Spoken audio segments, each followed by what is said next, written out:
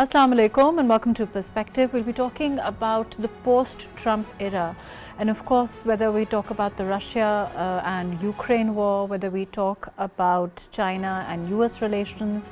At a time of heightened geopolitical instability, what can we expect post of course, Trump inauguration, election, what do we expect now? And particularly with regard to the region, our region, as far as Pakistan is concerned, our policies vis-a-vis US is concerned, is there likely to be any change? Whether we look at the China factor, or we look at, for example, military cooperation, areas of mutual interest also, whether we talk about counter-terrorism, all of those are areas of interest now, and whether they're going to be, is there any change expected after the Trump presidency now, and what is likely to be the situation if there's likely to be any change at all? Those are relevant questions that we'll be talking about. I have with me former Ambassador Naela Chohan. Thank you for joining us today. We also have with us Naela Chohan, who is also former ambassador. Thank you for being with us. Munib Qadir, who's a lawyer and a senior analyst. Thank you for joining us today. I'm going to go to Jamil Saab. Jamil Saab, we've seen, we've spoken about the elections, we've spoken about the inauguration, as far as the presidency is concerned, of course, the oath taking, all of that. Now, how do you see the presidency as it shapes up? We also saw, tech giants at at the inauguration and the events up to that. How do you look at the way things are shaping up? Is there likely, and more relevant now, of course, we've also seen the spate of presidential orders also, and what do they mean? And let's talk about globally how you see things shaping up now when we talk about presidential orders that we've seen also. Right, we've been discussing, that's right, and then now all what we've been saying and what been discussing, now we can see the impact of it, and what you have just asked me about, how is it going to shape up? Yes, that is the topic which the entire world is trying to explore. Some of it we have already had the anticipation in view of what Donald Trump has been saying during the campaign, and what he has been deciding, and what decisions he's been taking during his the previous term of 2016 to 2016. So we have some indicators to connect and then see how all what he's been saying, and all how it is going to shape up, particularly in light of the first night executive order which he has signed under Article 2 of the United States Constitution, subsection 1. So he has signed all those. What powers he has displayed those powers after taking over the Ambassador Saab, I'm going to interject. One of the questions that is being talked about now is how much power does a president of the United States actually have when, like you are saying, the presidential orders that we've seen, the executive orders that the spate of them that we've seen, and then also the reaction of the courts. I want to come to this, and I want to talk more about this. Let me include Munib in the discussion also.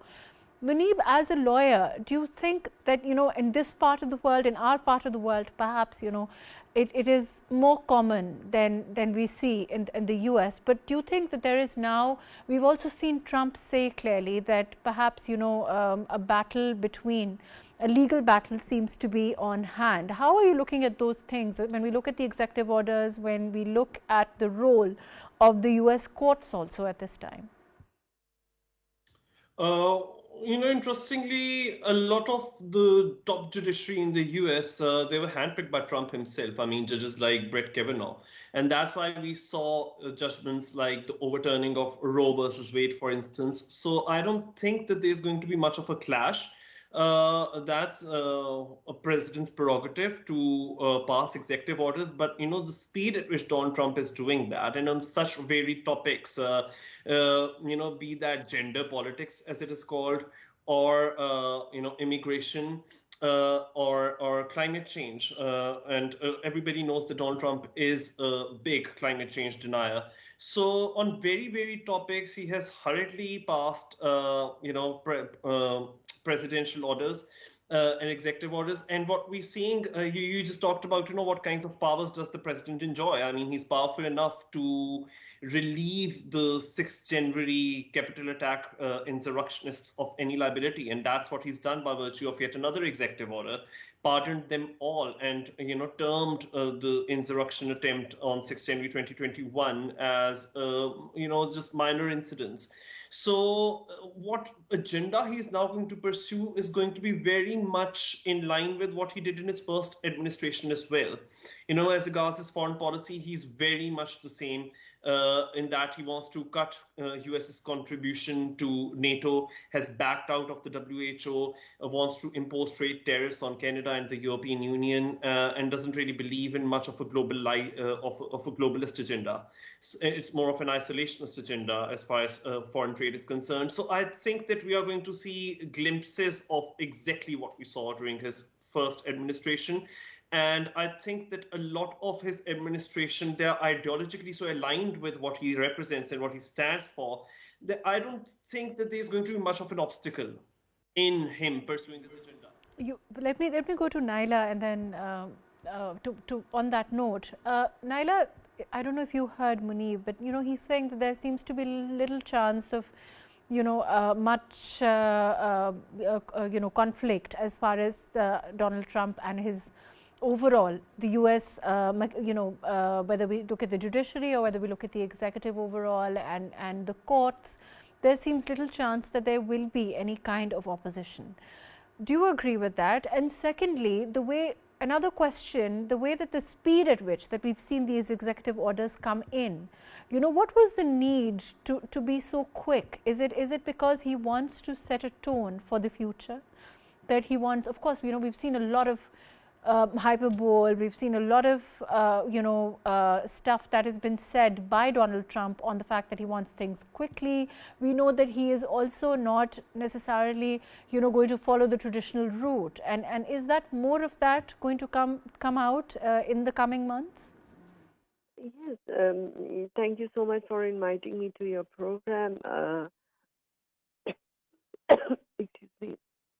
Actually, I think the speed with which he has started is to appease his voters, that he will live up to his promises. In his last term, if you recall, there were certain promises he fulfilled, there were others that he did not. And here it created that vacuum. But now, with the speed he took over, firstly, he wants to clean his slate. So he wants to put all the blame on Biden and not on himself, because as you see, when he sent Mitkoff to Israel, it was basically to show that he's a deal maker and he will make the deal. So this is how he's starting off, and I think it may not exactly be a replica of his earlier one, but there will be similarities. So it will be a interesting term that he has, because Trump now wants to show to the world that it is America first. He's a deal maker. He's bringing in all these rich billionaires. So it will be corporate America that will be really running the show. There'll be many interesting developments, Mahrukh. So I don't think that we should stereotype it. He's an unpredictable person anyway, so you can't really say this is how it's going to be or not. In terms of, Naela, what about in terms of, we've seen when we look at Palestine and Israel, in other areas, let's talk about the kind of drift or the kind of direction the foreign policy of the US is likely to take. Like you said, he's unpredictable, but he also made certain promises to start off with, of course, America first and all of that he said. What does that really mean? Will come out in these, in the next couple of months, some of which is already starting, right? Yes, you're right. Some of it is starting. But if you recall, in his first term, he had made Jerusalem the capital of Israel. They put their embassy there.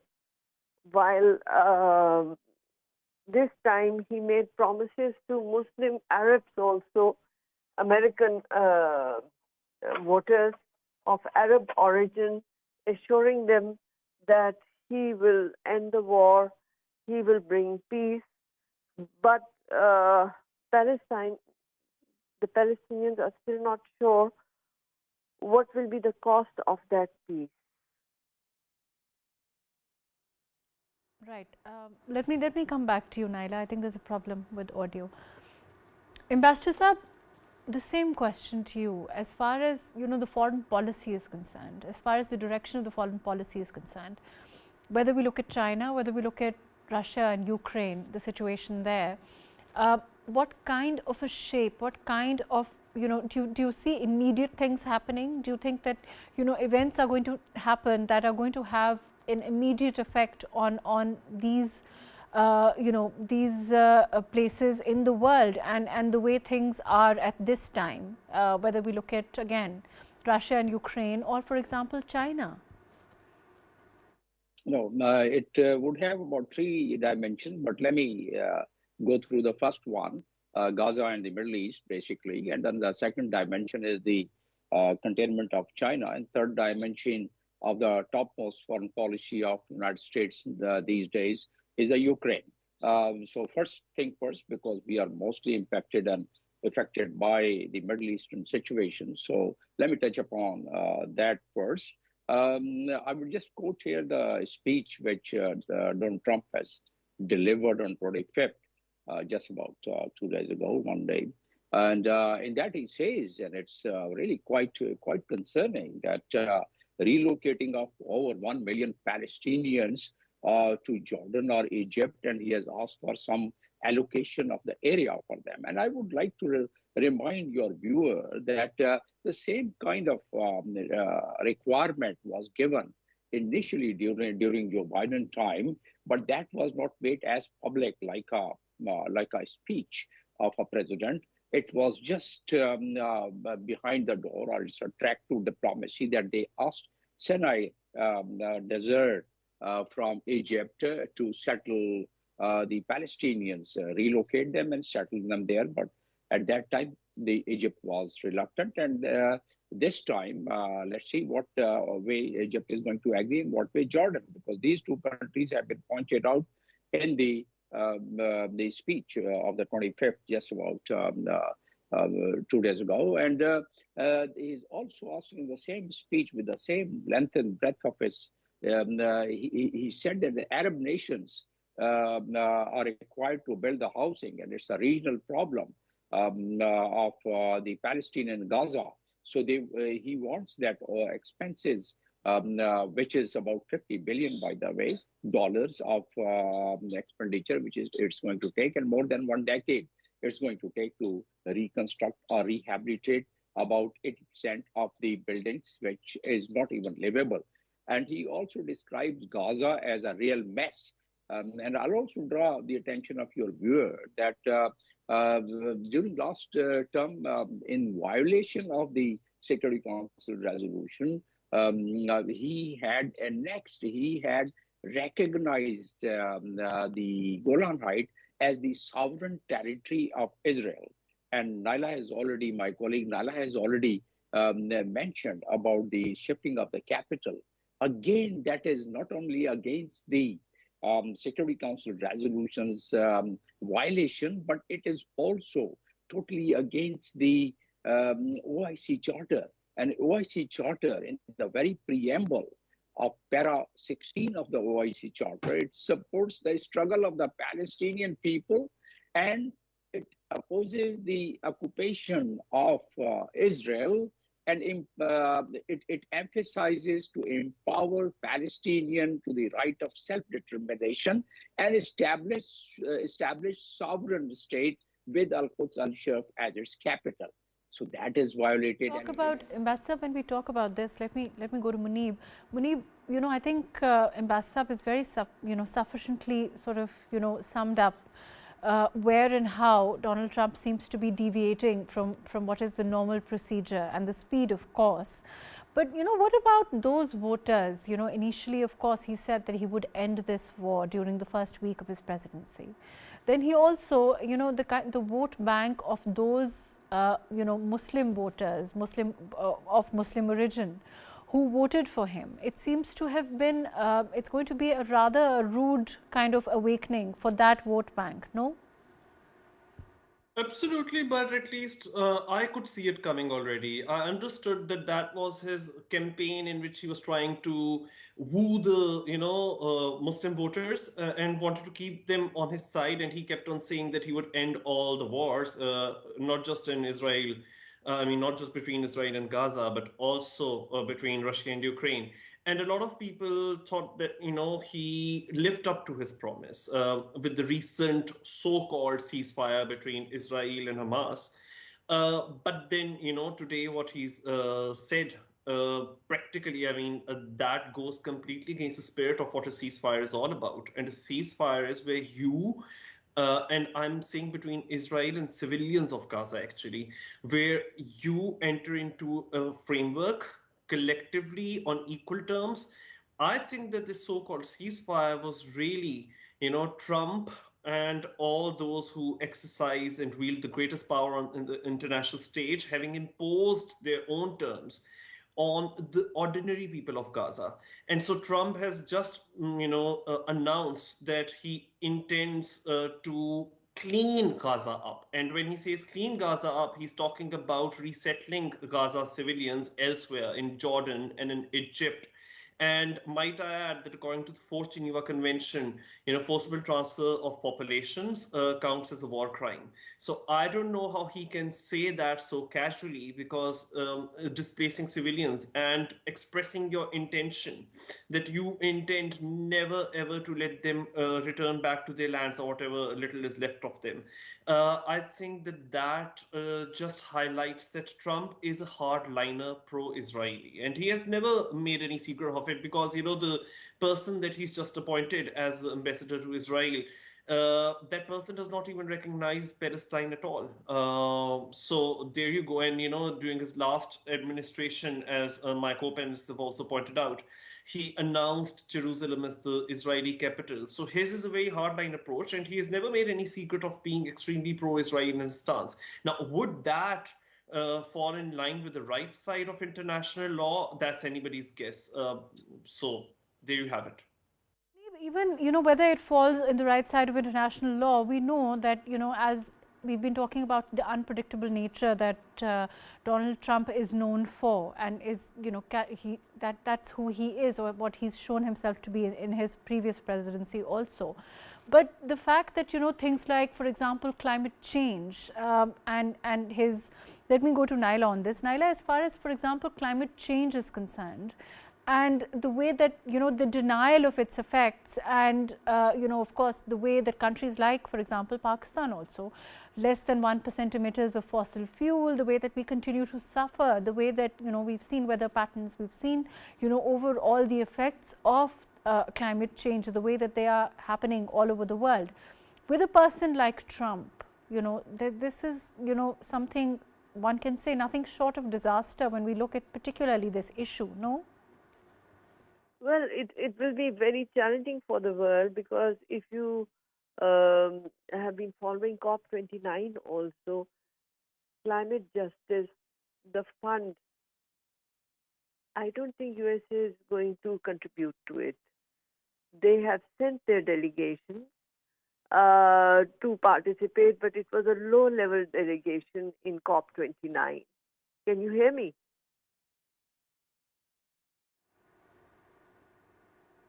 Naela, we can hear you loud and clear. Okay, so in COP29, the American delegation was a low-level delegation. It was deliberately done so. And although Biden government was not that supportive of climate change, but Trump is a climate change denier. That's totally different.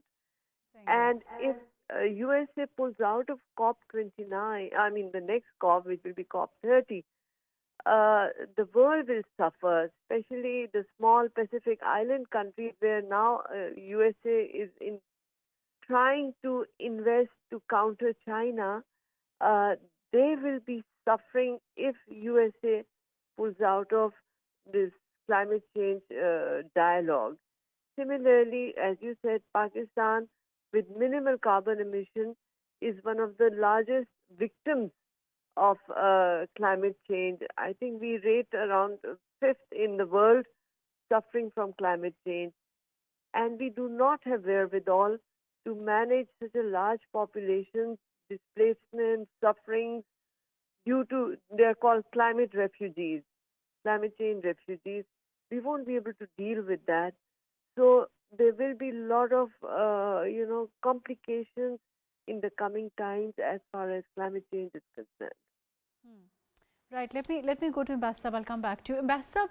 For example, again, if you heard Naela, she's saying that, of course, with the person, the thing about the US is that when we started talking about the Palestine and Israel war, it was something I don't, I think maybe you said, or that there is that one country that can make a difference, and unfortunately or fortunately, that one country is the US.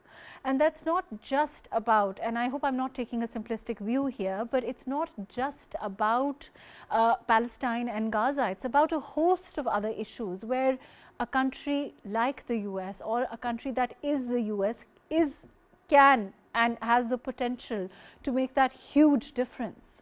So that is why, with a person like Donald Trump at the helm of affairs, it's extremely important to be able to understand how his mind is going to work with regard to these issues, right? Well, I think in order to understand this very point, we need to also understand what's the mechanism, how the influence and the pressure is put on the entire Congress, as well as the Treasury benches and the State Department and various other departments of United States, basically, and even in UNO. So the Israeli lobby is very strong. So I'll leave it here because we've been discussing it.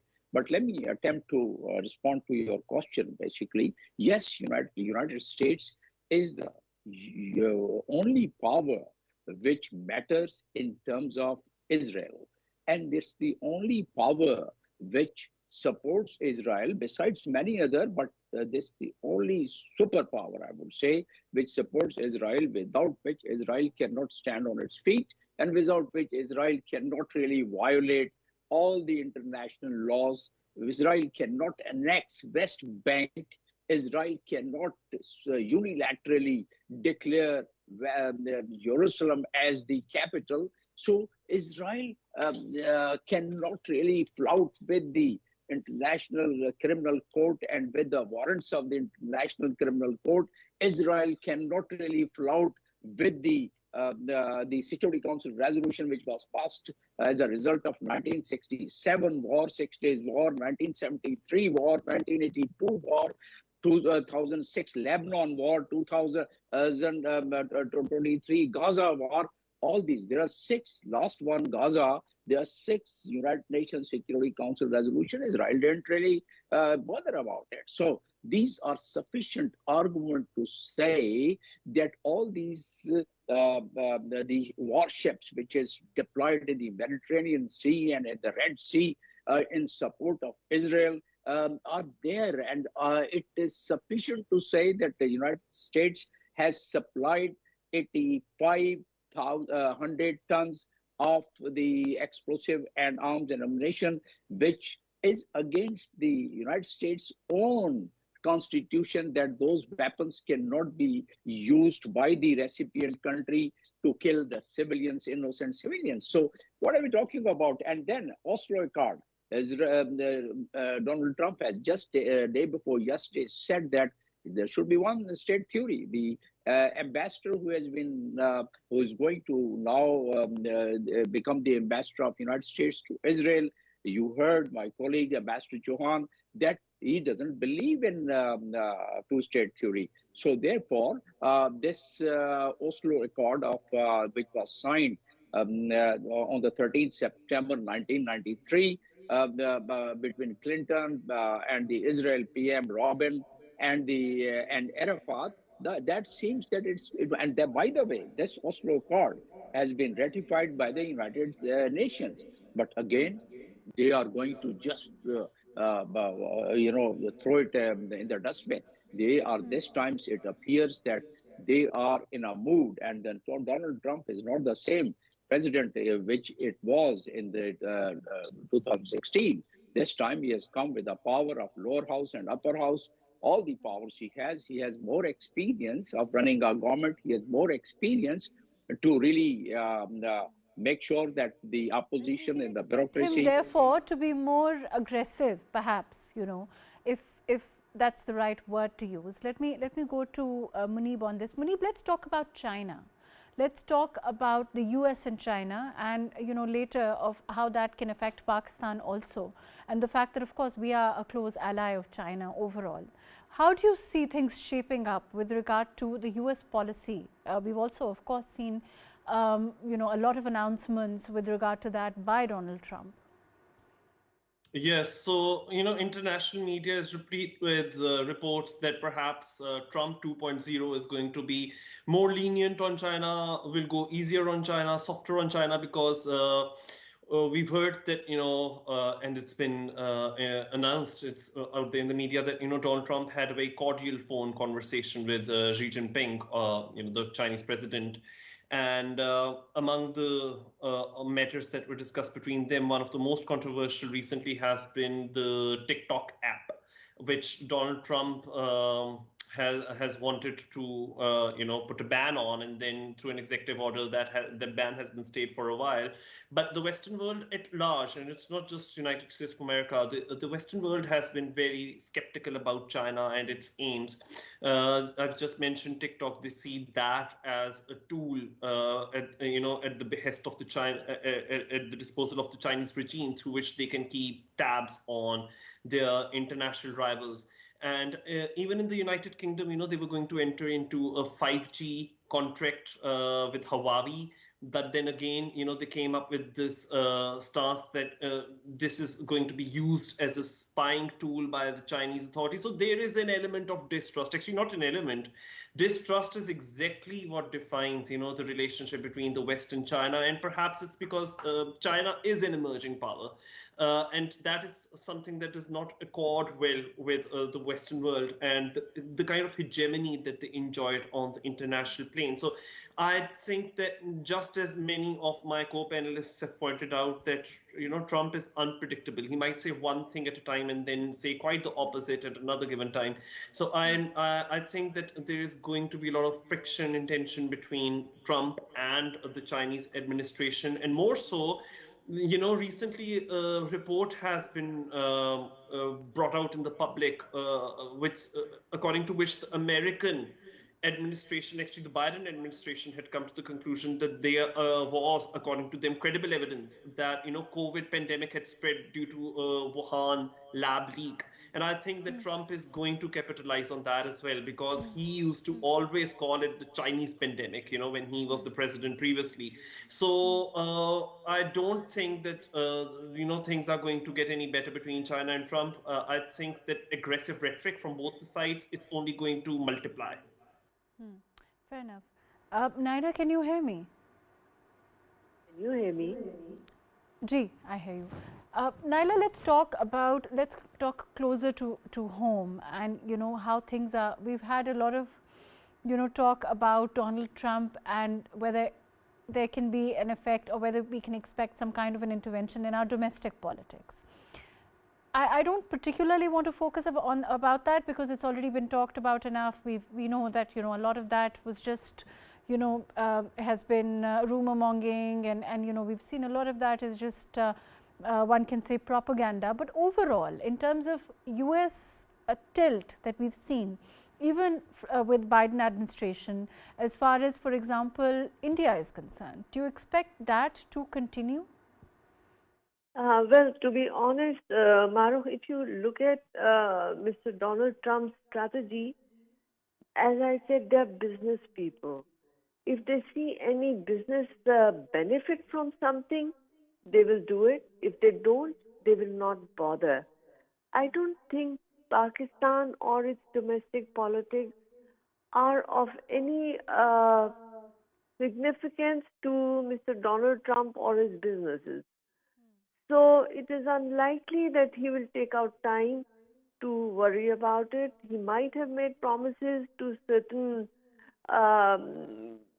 quarters of our diaspora, but knowing the way he is, I don't think he would have time enough to worry about it as much as he has other bigger things on his platter.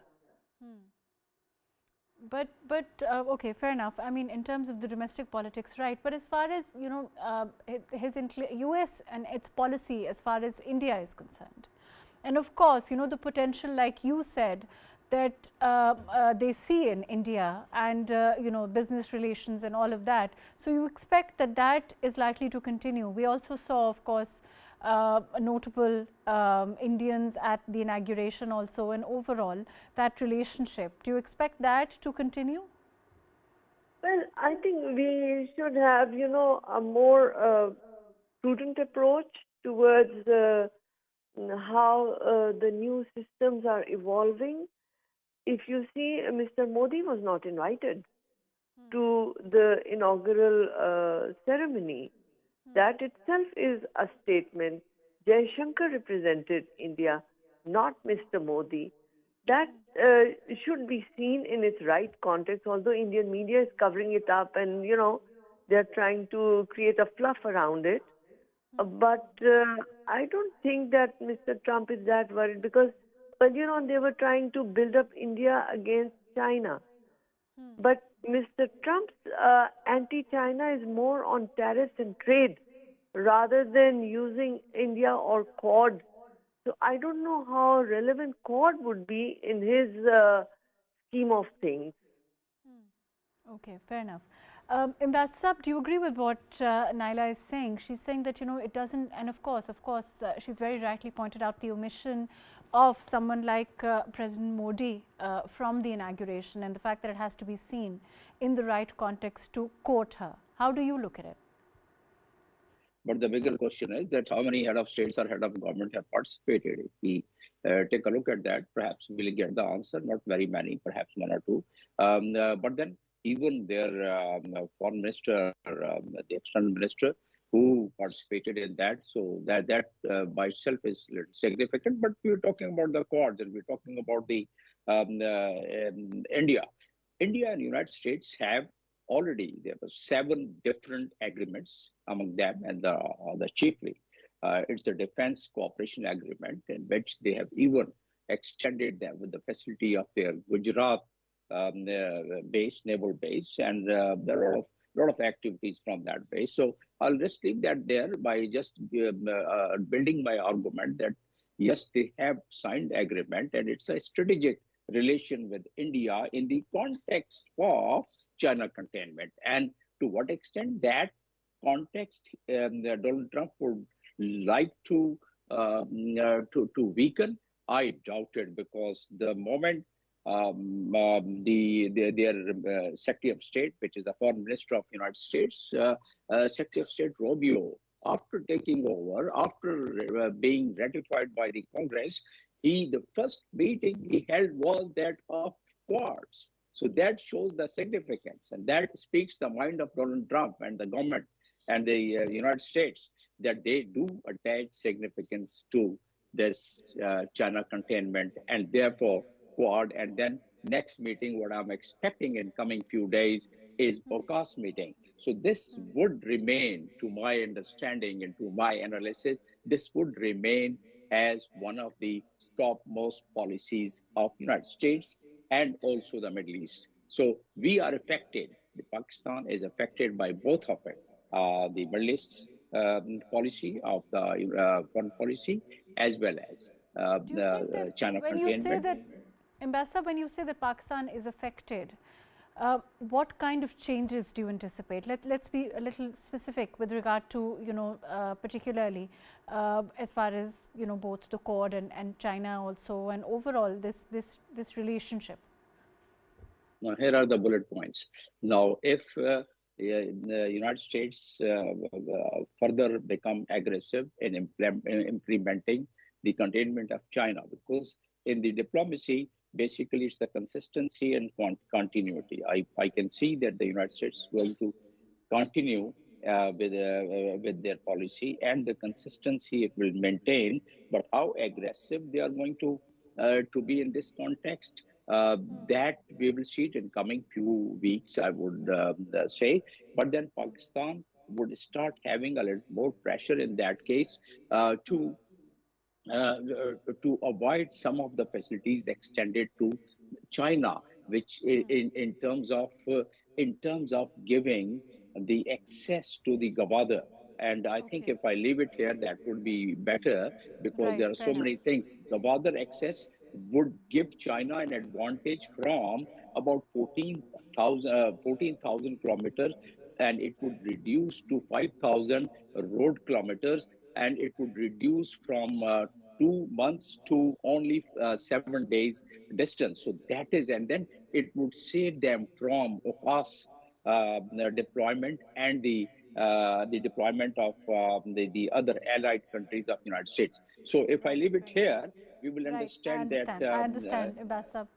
Let me go to Munib. Munib, as far as Pakistan is concerned, whether leaving our domestic politics aside, there's as far as our legacy of our relationship with the US is concerned, to use a word that has often been used, it's been transactional. Do you expect that that to continue? As far as Ambassador said, of course, with regard to China, Gwadar, all of that. Keeping that in mind, perhaps we can expect a more. Can we expect more engagement or a better level of engagement? It really depends on how the US views Pakistan right now, because after the withdrawal from Afghanistan in 2021, which was actually, that withdrawal was authored by Donald Trump himself through the Doha talks in alliance with Zalmay Khalilzad and everything. So the USA does not really need Pakistan as far as Afghanistan is concerned. But all I'm saying is that Pakistan, the way that where we are located on the world map, it does make us an important strategic ally in some ways, much more than one would deem obvious, because just our immediate neighborhood. I do understand that with India, the USA and Trump administration, they do have a strategic alliance, and in fact, actually, Donald Trump shares a very good vibe with Narendra Modi, for whom he had hosted a Howdy Modi event when he was the president the last time. And he also had gone to India when the Delhi riots were taking place in 2020. So India he's going to use to get to China. And I think that the United States of America might be a bit wary of the fact that Pakistan and China, they deem one another, as all-weather friends. But that does not necessarily mean that, Pakistan cannot be a useful partner in terms of trade and certain shared common goals in the long run. So, I mean, Pakistan retaining good relations with China is not mutually exclusive with Pakistan also enjoying good, at least cordial relations with America. And also because if I were to speak of the region, there's also Iran, which borders us, which is our neighbor. And Trump's relation with Iran has always been very volatile. If one remembers what happened in 2020 when General Qasem Soleimani had been assassinated, and then Trump also, backtracked from the JCPOA, the nuclear sanctions agreement that Obama had agreed with Iran. So, given Pakistan's strategic position, I mean, in geographical terms, the United States of America, the USA might have a lot to gain by fostering good relations, at least cordial relations with Pakistan. I mean, let's see. Only time will tell. Right, fair enough.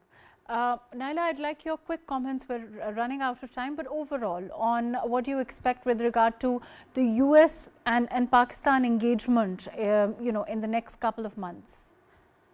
I think a lot depends on how our leadership deals with the new developments. As Muneeb said, Pakistan's geostrategic location will be very important. And my friend Ambassador Sahab also said that although we are talking about India's importance, but 80,000 Indians are going to be deported in this immigration program that Trump is going to put in. So really, it's a very complicated relationship. I wouldn't be that sure of how India is going to participate with its relations with USA. That's why probably they settle their border problems with China also. I think we have to be very clear that China is our friend, but USA, we have historically very well-founded relationship, and we should worry more about our trade relations with USA, and hopefully it will be a positive development. Right. Thank you so much for joining us today. Unfortunately, that's all the time that we have. Thank you for being with us, Ambassador Jameel. Thank you for joining us today. Ambassador Naela Chohan, thank you for being with us today. Muneeb Qadir, thank you for your time. Overall, of course, at this time, we expect the US, of course, in terms of our geostrategic position, Pakistan will remain important and has continued to remain important. What the level of engagement as far as the Pakistan and US is concerned will be, next couple of months will of course determine that. But a lot of other events like we talked about are going to be important, whether we look at deportation of such a huge number of Indians are concerned with regard to the relationship that India and the US has. Our relationship with the US and particularly keeping in view our relationship with China and US also, all of that today we've discussed, and that will perhaps determine what the level of that engagement will be. Thank you so much for joining us today on Perspective.